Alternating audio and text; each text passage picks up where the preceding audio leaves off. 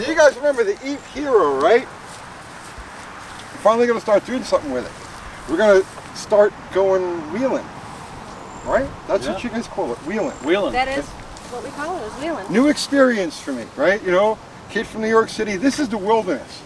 This is really crazy. This is the wilderness to me. You're a city boy, right? Born and raised New York City. So this will be a complete experience for you. It already is. It already is. Awesome. This is Jeremy and this is Kim. These are my friends, and they're starting a new channel called Daily Driven and Four Wheeling. Yeah. And what's the catch? Well, basically, we're trying to fill a void. We have a lot of Jeep friends. There's a lot of Jeep clubs around, and people have their Jeeps that they buy and they spend a lot of money on, and it's their daily drivers. They drive it daily, but they don't really want to go off-road, and some people do want to go off-road. Okay. And the basic average Joe person wants to do some upgrades, and where do they start? Most people are saying, you know, what do I do first? What you recommend? How do I go about doing them? Where do I purchase the parts and the upgrade stuff? All right, so what I've seen with the off-road channels is that they're really hardcore, you know what I mean? Take the stuff out, things that look like that, right? Yeah. Tear them up and beat them up. And then there's this other side that's like this huge kind of cult of people who daily drive, you know, stuff, beautiful cars, you know, trucks like yours. It's a community. It's a community. It's a very social event. Right. I mean, and you want to be able to do upgrades and stuff to your Jeep and make it look how you want it, because you can customize them any way you want. Right. But take it lightly off-road, not like, like go, and then flip the thing over. Yeah, the average person doesn't want to go out there and flip their Jeep. Right. Yeah.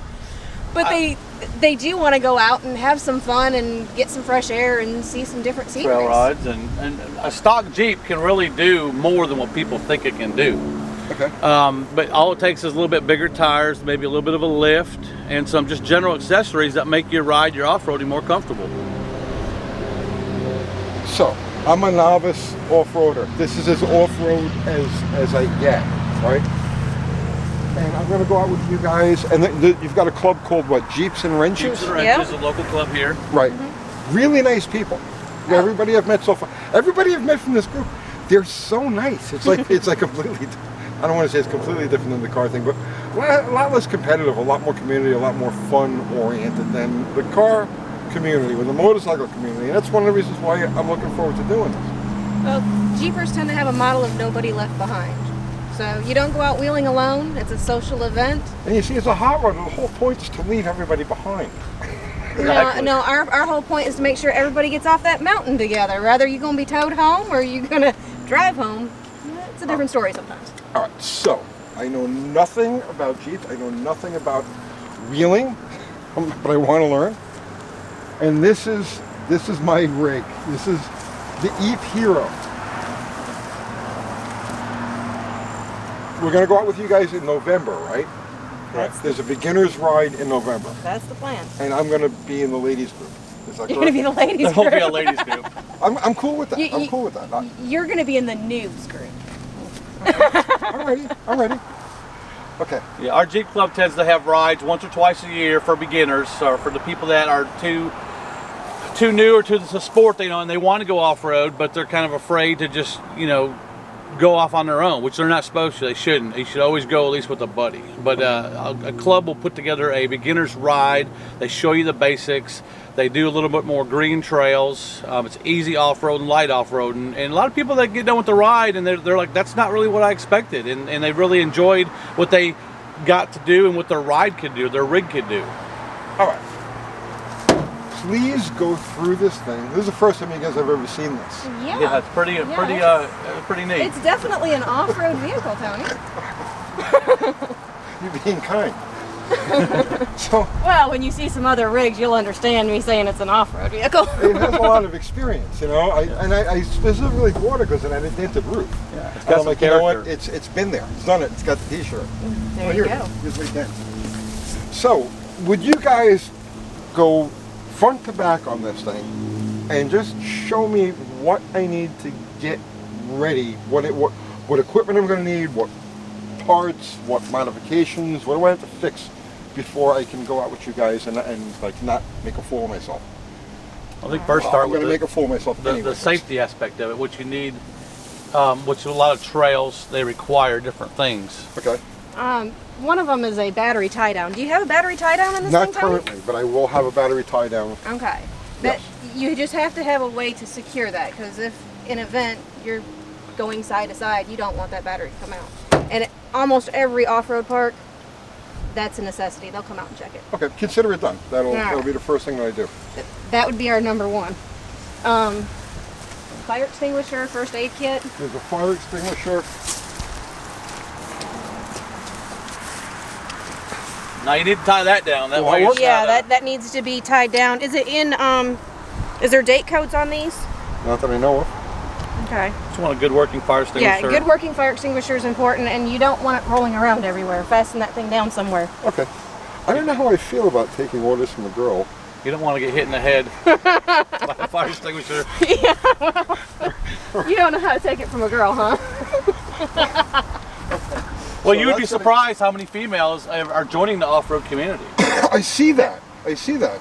There's lots of off-roading women out there who are going out there and tearing it up and having a blast. Guys, you want to know where the girls are? They got Jeeps, and they're out like in the wilderness. Here, go find them.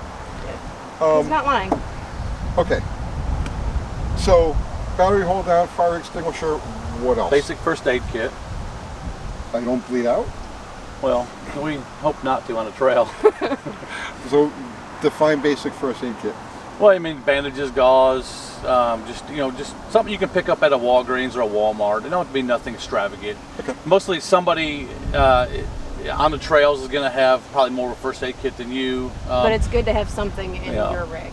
You know, I mean, if you get out and you slice yourself on your fender or your lack of fenders, Oh yeah, you need something to kind of bandage that up. yeah. It's definitely, this is injuries waiting to happen. Kind of. I'm all about that. And another good thing to bring is like a moving blanket or a tarp or something, because you don't know if you're going to be out on a trail, something breaks, you got to climb up underneath your Jeep and fix something. Okay, moving blanket. Good idea. What else? Well, what about tow points? I mean, I'm not gonna strap to that wood on for a bumper.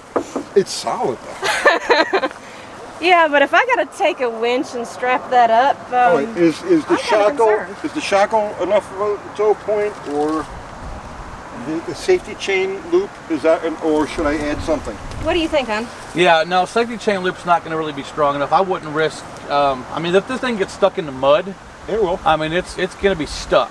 I mean, if you got to be towed out, they offer a receiver hitch that goes in your hitch there, Okay. and you can put a D-ring on it.